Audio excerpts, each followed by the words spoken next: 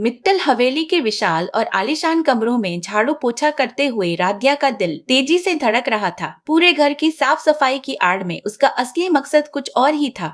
मौका मिलते ही वह दबे पांव कलावती और मोटू के निजी कमरे की तरफ बढ़ गई।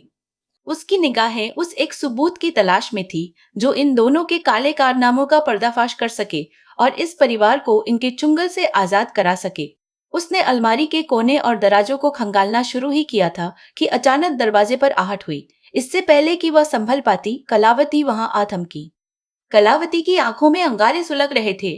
उसने झपट कर राध्या का हाथ मरोड़ दिया और खींचते हुए उसे ड्राइंग रूम के बीचों बीच लाकर खड़ा कर दिया। पूरी मित्तल फैमिली के सामने कलावती ने अपनी आवाज को सातवें आसमान पर पहुंचाते हुए चीखना शुरू कर दिया, सब लोग आ जाओ और इस मोटी लड़की की करतूतें देखो। यह हमारे ही घर में हमारे खिलाफ सबूत ढूंढ रही थी ताकि हमें इस हवेली से बाहर निकलवा सके। आज इसे ऐसी सजा मिलेगी कि इसकी 7 पुश्तें भी याद रखेंगी इसके। बात कलावती ने अपने लाडले बेटे बबलू को आवाज दी। बबलू, जल्दी से जा और बाहर से काला रंग उठा ला। आज इस लड़की की सारी हेकड़ी और अकड़ इसी रंग में डुबोकर हमेशा के लिए खत्म कर देनी है। बबलू बिजली की गति से अंदर गया और हाथ में कालिक से भरी बाल्टी लेकर लौट आया। जैसे ही उसने राध्या के चेहरे पर वह काला रंग पोतने के लिए अपना हाथ आगे बढ़ाया, तभी वहां एक तेज तूफान की तरह प्रथम की एंट्री हुई। प्रथम ने हवा में ही बबलू का हाथ इतनी जोर से दबोच लिया कि उसकी चीख निकल गई। अगले ही पल उसने वही काला रंग उठाकर सीधे बबलू के चेहरे पर मल दिया और एक करारा तमाचा उसके गाल पर जड़ दिया। प्रथम की आंखों में खून उतर आया था। उसने गुस्से से कांपते हुए दहाड़ लगाई, तुम्हारी इतनी हिम्मत कि तुम मेरी पत्नी पर हाथ उठाओ।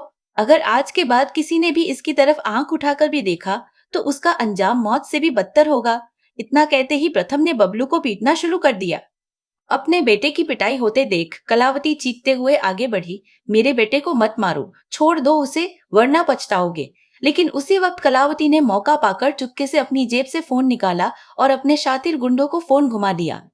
महज कुछ ही मिनटों के भीतर 2 खूंखार और लंबे चौड़े गुंडे हवेली के अंदर दाखिल हुए और सीधे प्रथम की तरफ लपके।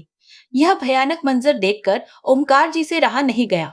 वे तुरंत आगे आए और अपने बेटे प्रथम को बचाने के लिए ढाल बनकर खड़े हो गए।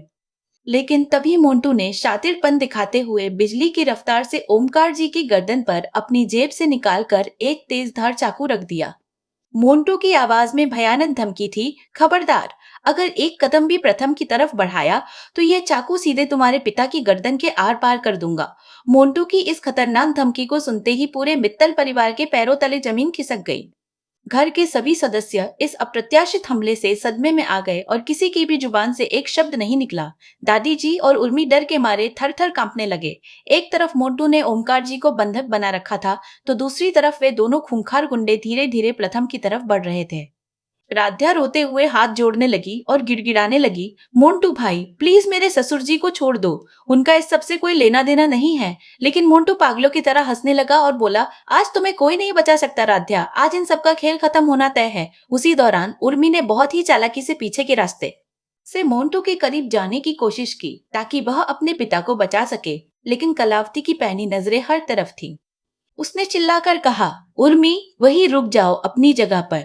अगर एक कदम भी आगे बढ़ाया तो सबसे पहले तुम्हारे बूढ़े बाप की लाश गिरेगी। यह सुनते ही उर्मी वहीं पर सहम कर रुक गई और उसकी आंखों से आंसू बहने लगे। उधर प्रथम ने अपनी सूझबूझ का परिचय देते हुए पलक झपकते ही पहले गुंडे के हाथ से लोहे की भारी रड झपट ली।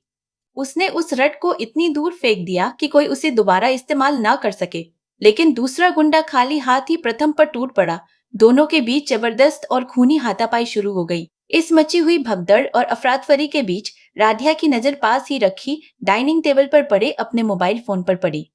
उसने बिना एक पल गवाए बेहद चालाकी से धीरे से अपना फोन उठाया और किसी का भी ध्यान अपनी ओर आकर्षित किए बिना आपातकालीन पुलिस सेवा नंबर पर कॉल मिला दी। कॉल कनेक्ट होते ही उसने फोन को वहीं पास रखे भारी पर्दे के पीछे चुपचाप खिसका दिया ताकि किसी को भनक तक ना लगे। कमरे के अंदर संघर्ष लगातार भीषण होता जा रहा था। मोंटू गुस्से से पागल हो रहा था और चिल्ला रहा था, अरे क्या कर रहे हो बेवकूफों, जल्दी से इसका खेल खत्म करो। गुंडे और भी ज्यादा आक्रामक हो गए और प्रथम पर ताबड़तोड़ वार करने लगे। एक गुंडे ने गुस्से में आकर पास रखी लकड़ी की भारी कुर्सी उठाई और पूरी ताकत से प्रथम के ऊपर फेंक दी। लेकिन ऐन वक्त पर प्रथम जमीन पर झुक गया और वह भारी कुर्सी पीछे रखी कांच की अलमारी से जा टकराई, जिससे पूरे कमरे में कांच के टूटने की भयानक आवाज गूंज उठी। कलावती अपनी जगह पर उछलते हुए चीख रही थी, आज इस प्रथम को इस घर से जिंदा बाहर मत जाने देना, इसे यही खत्म कर दो। घर का माहौल पूरी तरह से तनाव और दहशत के साए में डूब चुका था। गुस्से से कांपते हुए राध्या ने कहा, तुम लोग चाहे जितनी साजिशें रच लो, सूरज की रोशनी को ज्यादा देर तक बादलों से नहीं छिपाया जा सकता। सच एक ना एक दिन सबके सामने आकर ही रहेगा। उसकी इस बेबाक बात पर कलावती ठहाका मारकर हंस पड़ी और बोली, बड़ी बड़ी बातें करने से कुछ नहीं होता पगली। अब इस घर में ऐसा कोई नहीं बचा जो तुम्हें सच्चाई दिखाने की हिम्मत कर सके, क्योंकि यहाँ फैसला हमारा चलेगा। कलावती की यह बात हवा में ही थी कि तभी बाहर से पुलिस की गाड़ियों के सायरन की गूंज सुनाई दी। उस तेज आवाज ने पल भर में कमरे का पूरा माहौल बदल दिया। मोंटू और कलावती के चेहरे का रंग फीका पड़ गया और उनकी हंसी हवा हो गई। हड़बड़ाए हुए मोंटू ने कांपते हाथों से कहा, यह पुलिस की गाड़ियां यहाँ कैसे आ गई? अगले ही पल घर का दरवाजा जोर से खुला और इंस्पेक्टर अपनी टीम के साथ अंदर दाखिल हुए। उनकी भारी और सख्त आवाज गूंजी, अपनी अपनी जगह पर सब वहीं रुक जाओ, कोई भी हिलने की कोशिश मत करना। इस अचानक हुई कार्रवाई से घबराकर मोटू के हाथ से चाकू छूटकर फर्श पर गिर गया। उसके साथ आए दोनों गुंडे बचने के लिए पिछले दरवाजे की तरफ भागे, लेकिन मुस्तैद पुलिसकर्मियों ने उन्हें चौखट पर ही दबोच लिया। खुद को घिरता देख कलावती पागलों की तरह चिल्लाने लगी, हमने कुछ नहीं किया, यह सब हमारे खिलाफ एक झूठी साजिश है, सर इन पर विश्वास मत कीजिए। लेकिन राध्या ने तुरंत आगे बढ़कर कहा, सर इनकी बातों में मत आइए, इन लोगों ने पूरे परिवार को बंधक बना रखा था और जान से मारने की धमकी दे रहे थे। पुलिस ने बिना एक पल गंवाए कार्रवाई शुरू कर दी। घर में लगे सीसीटीवी कैमरों की फुटेज खंगाली जाने लगी और मौके पर मौजूद हर शख्स का बयान दर्ज किया गया।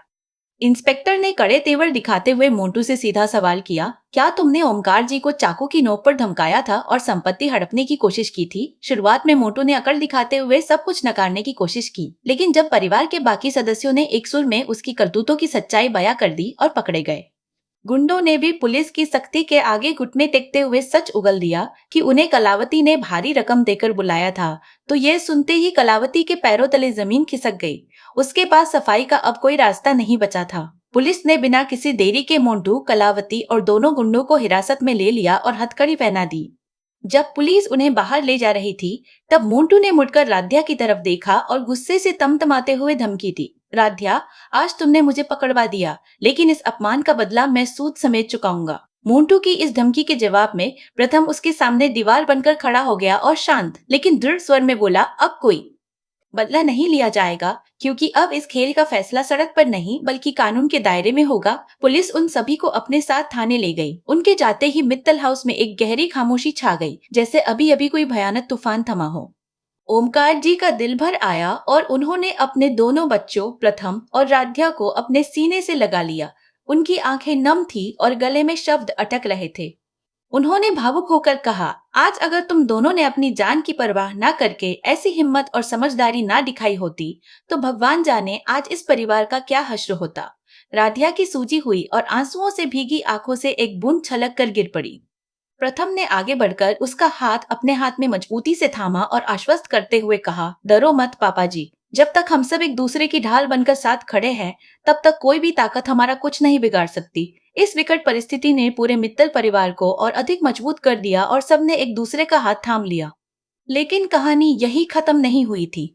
बाहर पुलिस की गाड़ी में बैठे मोंटू और कलावती अभी भी अपनी अगली और खतरनाक चाल चलने की योजना बना रहे थे, जिससे यह प्रतीत हो रहा था कि यह तो बस एक शुरुआत थी और आने वाले दिनों में तूफान अभी और भयंकर होने वाला है। पुलिस जब मोंटू, कलावती और उनके साथियों को घर से बाहर वैन की तरफ ले जा रही थी, तो मित्तल परिवार के चेहरों पर एक अजीब सी राहत और सुकून साफ झलक रहा था। लेकिन तभी सन्नाटे को चीरते हुए मोंटू अचानक जोर जोर से हंसने लगा। उसकी वह हंसी बेहद डरावनी और अजीब थी। घमंड से चूर होकर मोंटू ने इंस्पेक्टर की तरफ देखते हुए कहा, तुम लोग शायद यह गलतफहमी पाल बैठे हो कि इस लड़ाई में तुम्हारी जीत हो गई है। अरे नादानो, असली खेल तो अब पर्दे के पीछे से शुरू होने वाला है।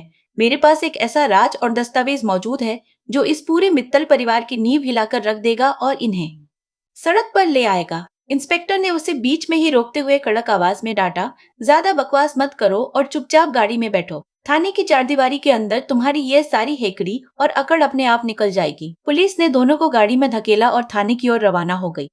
घर के भीतर मौजूद सभी लोगों ने एक लंबी और सुकून भरी सांस ली। राध्या बिना एक क्षण गवाए सीधे ओंकार जी के पास दौड़ी चली गई।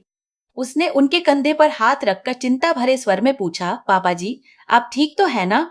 उन लोगों ने आपको कोई चोट तो नहीं पहुंचाई? ओमकार जी ने अपने चेहरे पर एक हल्की सी मुस्कान लाने की कोशिश की और बोले, मैं बिल्कुल ठीक हूँ मेरी बच्ची। बस आज तुम्हारी और प्रथम की बहादुरी ने इस घर को उजड़ने से बचा लिया है। तभी कोने में बैठी दादी जी फफक फफक कर रो पड़ी। उनके हाथों की थरथराहट रुक नहीं रही थी। उन्होंने कांपती आवाज में कहा, हे भगवान, ये क्या दिन देखना पड़ रहा है। हमारे अपने ही खून ने, हमारे अपनों ने ही इस घर को आग लगाने की ऐसी भयानक साजिश रची। आज घर की ही इज्जत खतरे में पड़ गई थी।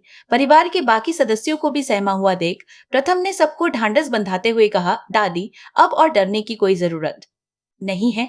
सत्य हमारे साथ है और कानून अपना काम पूरी मुस्तैदी से कर रहा है। अब कोई हमारा बाल भी बांका नहीं कर सकता। उधर पुलिस थाने के अंदर का माहौल पूरी तरह से तनावपूर्ण और सख्त था। इंस्पेक्टर ने थाने के मुख्य कक्ष में मोंटू और कलावती को सामने खड़ा कर दिया और कड़कती आवाज में पूछताछ शुरू की। अब ज्यादा नाटक करने की जरूरत नहीं है। साफ साफ बता दो कि तुम दोनों ने मिलकर मित्तल परिवार के खिलाफ क्या क्या और कितनी बड़ी साजिशें रची हैं। शुरुआत में कलावती ने अपनी पत्थर जैसी नजरें नीचे झुका रखी और एक शब्द भी नहीं बोली। वह अपनी चालबाजी के बल पर बचने की उम्मीद लगाए बैठी थी। लेकिन तभी पुलिस ने पकड़े गए दोनों गुंडों के लिखित और वीडियो बयान उसके सामने लाकर रख दिए। उन दस्तावेजों को देखते ही कलावती के चेहरे का रंग उड़ गया और उसका सारा आत्मविश्वास एक ही झटके में चूर चूर हो गया। उन्हीं में से एक गुंडा जो अब पुलिस के डर से कांप रहा था, उसने सच उगलते हुए कहा, साहब, हमारा मकसद सिर्फ प्रथम को डराने भर का नहीं था। कलावती मैडम ने हमें यह साफ निर्देश दिया था कि अगर मौका मिले तो हम पूरे मित्तल परिवार को बंधक बना ले और जरूरत पड़ने पर उन्हें रास्ते से भी हटा दे। यह चौंकाने वाला सच सुनकर इंस्पेक्टर भी बहुत चक्के रह गए। उन्होंने गुस्से में कड़कर पूछा, किसने दिया था तुम्हें यह सब करने का आदेश? साफ साफ नाम बताओ। उस गुंडे ने डर के मारे कांपते हुए अपनी उंगली सीधे कलावती की तरफ उठा दी और कहा, इन्होंने कलावती जी ने ही हमें यह सब करने के लिए सुपारी दी थी और पैसे दिए थे। यह सुनते ही कलावती आपे से बाहर हो गई और चिल्लाने लगी, यह कमीना झूठ बोल रहा है। यह सरासर झूठ है सर। मुझे फंसाने के लिए इन लोगों ने यह जाल बिछाया है। इंस्पेक्टर ने मेज पर हाथ मारकर अपनी आवाज को और सख्त किया और बोले, अब तुम्हारे इन ड्रामों और झूठ से कुछ नहीं होने वाला कलावती। सबूत तुम्हारे खिलाफ बोल रहे हैं। उसी समय थाने का एक मुंशी हड़बड़ाता हुआ इंस्पेक्टर के पास आया और बोला, सर, हमने मोटू के मोबाइल फोन और लैपटॉप की तकनीकी जांच की है। उसमें से कुछ बेहद चौंकाने वाले वीडियो और दस्तावेज मिले हैं। इंस्पेक्टर ने तुरंत अपने हाथ में मोबाइल लिया और उसकी स्क्रीन पर नजर दौड़ाई। उस फोन के अंदर मित्तल परिवार के पूरे घर का अंदरूनी नक्शा, परिवार के हर सदस्य की व्यक्तिगत तस्वीरें और कुछ ऐसी संदिग्ध व रिकॉर्डेड बातें थी जो किसी बड़ी आपराधिक योजना की ओर साफ इशारा कर रही थी। मामले की गंभीरता को भांपते हुए इंस्पेक्टर ने आदेश दिया, इन सभी डिजिटल सबूतों को तुरंत फॉरेंसिक लैब भेजो ताकि इनकी प्रामाणिकता की जांच हो सके और कोर्ट में इनके खिलाफ मजबूत चार्जशीट दाखिल की जा सके। दूसरी तरफ मित्तल हाउस में चारों तरफ फैली बिखरी हुई चीजों को समेटते और सफाई करते हुए राधिया के मन में लगातार विचारों का ज्वार उमड़ रहा था। उसे एहसास हो गया था कि भले ही आज एक खतरा टल गया हो, लेकिन इस परिवार की असली परीक्षा तो अब शुरू हुई थी। मोटू के जाते जाते कहे गए आखिरी शब्दों ने हवा में एक अनजाना सा रहस्य छोड़ दिया था। आखिर वह कौन सा राज था जिसकी ओर वह इशारा कर रहा था? इस सवाल का जवाब तलाशते हुए राध्या का दिमाग तेजी से दौड़ने लगा। सोचते सोचते अचानक उसके जहन में कौंधा कि जब वह कुछ समय पहले कलावती के कमरे में दाखिल हुई थी, तब उसकी नजर अलमारी के पीछे छिपे एक छोटे से लोहे के संदूक पर पड़ी थी। उस वक्त उसने इस बात को ज्यादा तवज्जो नहीं दी थी, लेकिन अब मोटू की बातों को जोड़ने पर वह संदूक किसी बड़े खतरे या छुपे हुए सच का संकेत दे रहा था। बिना एक पल गवाए राध्या हड़बड़ाते हुए प्रथम के पास पहुंची। उसकी सांसें थोड़ी उखड़ी हुई थी और चेहरे पर एक अजीब सी बेचैनी थी। उसने प्रथम को तुरंत अपनी बात बताई और बोली, प्रथम जी, मुझे पूरी आशंका है कि कलावती के उस कमरे में अभी भी कोई बहुत बड़ा और अहम सबूत छिपा हुआ है जो हमारे सारे सवालों के जवाब दे सकता है। प्रथम ने राध्या की बात को गंभीरता से सुना और कुछ सोचते हुए जवाब दिया, अगर ऐसा है और वहां सच में कुछ संदिग्ध है तो हमें अपने दम पर कदम उठाने के बजाय कानून की मदद लेनी चाहिए। बिना पुलिस के वहां दोबारा तलाशी लेना ठीक नहीं होगा। अभी उनकी यह चर्चा पूरी भी नहीं हुई थी कि तभी राध्या के मोबाइल की घंटी बज उठी। स्क्रीन पर थाने के इंस्पेक्टर का नंबर फ्लैश हो रहा था। राध्या ने तुरंत कॉल रिसीव की। फोन पर इंस्पेक्टर की गंभीर आवाज गूंजी। राध्या जी, हमारी टीम लगातार इस मामले की तह तक जाने की कोशिश कर रही है। हमें कुछ नए और पुख्ता सुराग हाथ लगे हैं, लेकिन हमारी छानबीन ये इशारा करती है कि अभी भी आपके घर के अंदर कुछ बेहद महत्वपूर्ण और सनसनीखेज चीजें छिपाई गई हैं। हम इस मामले में कोई भी जोखिम नहीं उठाना चाहते, इसलिए हमारी टीम दोबारा आपके घर की तलाशी लेने आ रही है। यह सुनकर लाध्या की आंखें चमक उठी। उसने बिना देर किए इंस्पेक्टर से कहा, सर, अच्छा हुआ आपने फोन किया। मुझे खुद एक ऐसी जगह पर शक है जहां कुछ छिपा हो सकता है। फोन कटने के कुछ ही मिनटों के भीतर पुलिस की गाड़ियां एक बार फिर सायरन बजाते हुए मित्तल हाउस के बड़े गेट के सामने आकर रुक गईं। इंस्पेक्टर के साथ पुलिस बल को घर में दाखिल होते देख सभी घर वाले सहम गए। राध्या ने बिना किसी औपचारिकता के सीधे पुलिस टीम की अगवानी की और उन्हें सीधा कलावती के पुराने कमरे की तरफ ले गई। पुलिस के जवान प्रथम, राध्या और कुछ अन्य लोग उस कमरे में इकट्ठा हो गए। इंस्पेक्टर के इशारे पर दो कांस्टेबलों ने भारी भरकम लकड़ी की अलमारी को पूरी ताकत से खींचकर अपनी जगह से हटाया। जैसे ही अलमारी हटाई गई, पीछे की दीवार का एक हिस्सा नजर आया जिसमें बड़ी चालाकी से एक छोटा सा गुप्त लॉकर फिट किया गया था। वह लॉकर इतनी सफाई से छिपाया गया था कि सामान्य नजरों से उसे देख पाना असंभव था। दीवार में गड़े उस गुप्त लॉकर को देखते ही इंस्पेक्टर समझ गए कि दाल में कुछ काला जरूर है। उन्होंने तुरंत अपनी टीम को उसे खोलने का सख्त आदेश दिया। पुलिस के एक तकनीकी विशेषज्ञ ने आगे बढ़कर उस लॉक पर हाथ आजमाया और कुछ ही पलों की मशक्कत के बाद क्लिक की आवाज के साथ वह गुप्त लॉकर खुल गया। जैसे ही लॉकर का दरवाजा बाहर की तरफ आया, उसके अंदर रखी चीजें एक एक करके बाहर आने लगीं।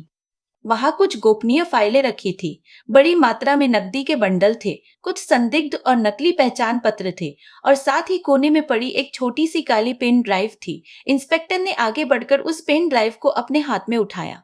उन्होंने उसे अपनी उंगलियों के बीच घुमाया, उसे गौर से देखा और फिर एक बहुत ही गंभीर और भारी आवाज में बोले, मामला जितना सीधा दिख रहा था, यह उससे कहीं ज्यादा गहरा है। मुझे पूरा यकीन है कि इस छोटी सी पेन ड्राइव के अंदर कई बड़े और खतरनाक राज दबे हुए हैं जो कई बेनकाब चेहरों को सामने ले आएंगे। इंस्पेक्टर की यह बात सुनते ही कमरे में मौजूद प्रथम, राध्या और बाकी पूरा मित्तल परिवार सत्ते में आ गया। सबने एक दूसरे की तरफ शंका और डर से भरी नजरों से देखा।